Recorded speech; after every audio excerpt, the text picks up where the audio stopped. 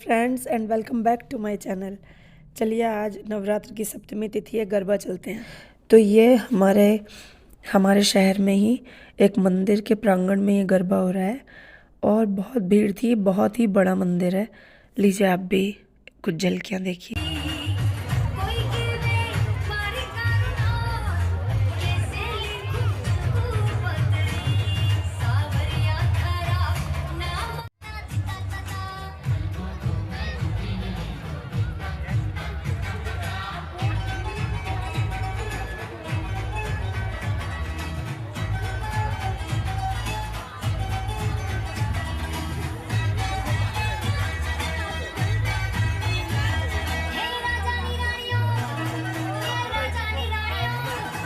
Friends उसके बाद हम अंदर आए मंदिर में दर्शन के लिए और देखिए आज काफ़ी लोग आए हुए हैं कि नवरात्र चल रहे हैं, तो बहुत सारे लोग दर्शन के लिए आए हुए हैं।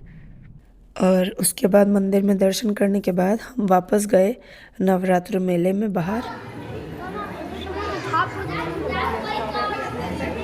मेले में लगे हुए हैं, बहुत सारे वेंडर्स आए हुए हैं और जो त्योहारों का सामान है वो मिल रहा है, जैसे करवा चौथ की थालियाँ, सजने का सामान। और मेरी आवाज़ ऐसी हुई है क्योंकि कुछ दिनों से बारिश हो रही है और शायद मौसम चेंज होने से मेरा गला बैठ गया है।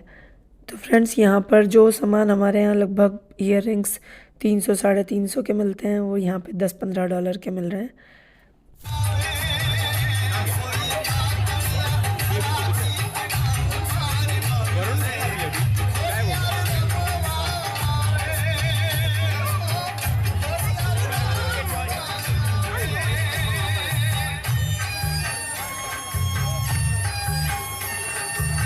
यहाँ पर बीच में हुई हुई है देवी माता की स्थापना और उनकी परिक्रमा कर रहे हैं सब लोग फूलों का बंगला लेकर। पूरे इस तरह डांस करते हुए परिक्रमा करनी है, तो ये परिक्रमा मैंने भी की थी।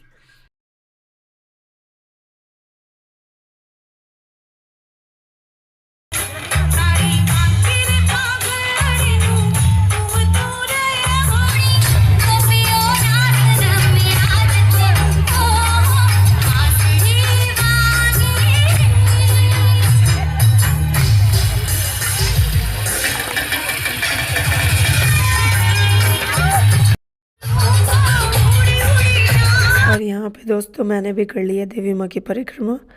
बोलो अम्बे मात की जय।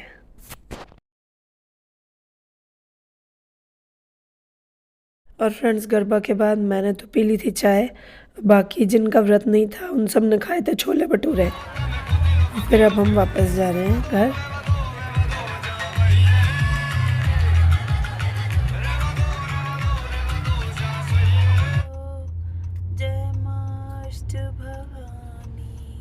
वापस आकर फ्रेंड्स मैंने सबसे पहले भिगो दिए हैं प्रसाद के लिए अगले दिन बनने वाले काले चने, और अगली सुबह चने उबालने के लिए रख दिए हैं नमक डालकर। और मैंने कोशिश की कि मैं साथ ही आलू भी उबाल सकूं, पर कुकर छोटा पड़ गया तो मैंने फिर ये आलू बाहर निकाल लिए।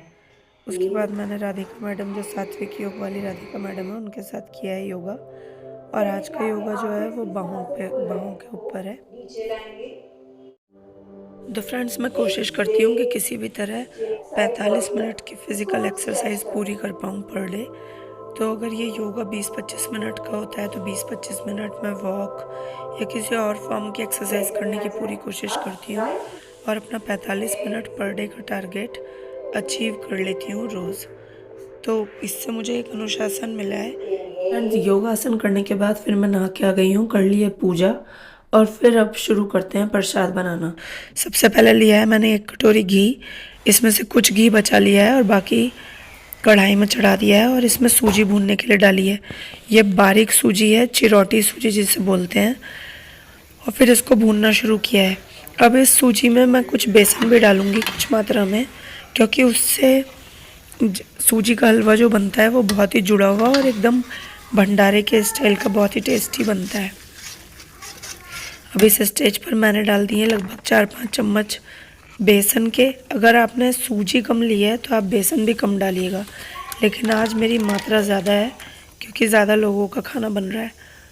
उसके बाद ये बेसन भी मैंने भून लिया है और जब बेसन अच्छी तरह से भुन गया है तब फ्रेंड्स मैंने चढ़ा दिया है एक पैन में पानी गर्म होने के लिए और उस पैन में मैं डालूँगी अभी, देखिए ये स्टेज आ गई है हलवे की।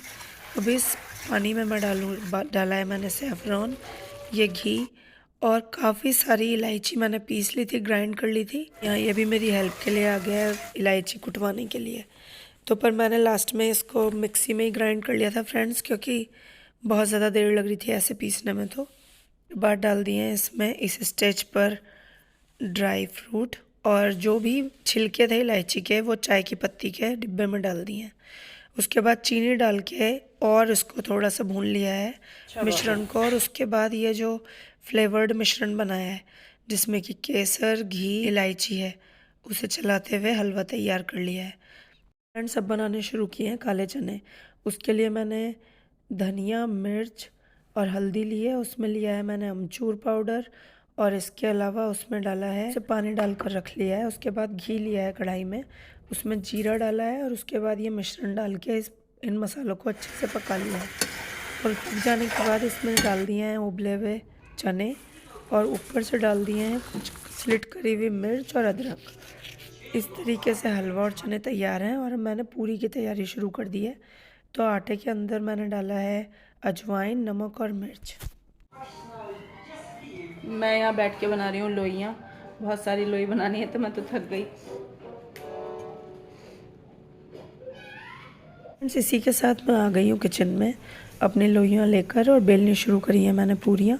उसके बाद सारी पूरियाँ बेलकर मैं आपको एक ट्रिक शेयर करना चाहती हूँ कि अगर आप कुछ देर के लिए बेली हुई पूरियों को फ्रिज में रख देते हैं तो तलते हुए उनमें बहुत ज़्यादा तेल नहीं बढ़ता है। आप भी इस ट्रिक को ट्राई कर सकते हैं, मुझे तो ये कारगर लगी।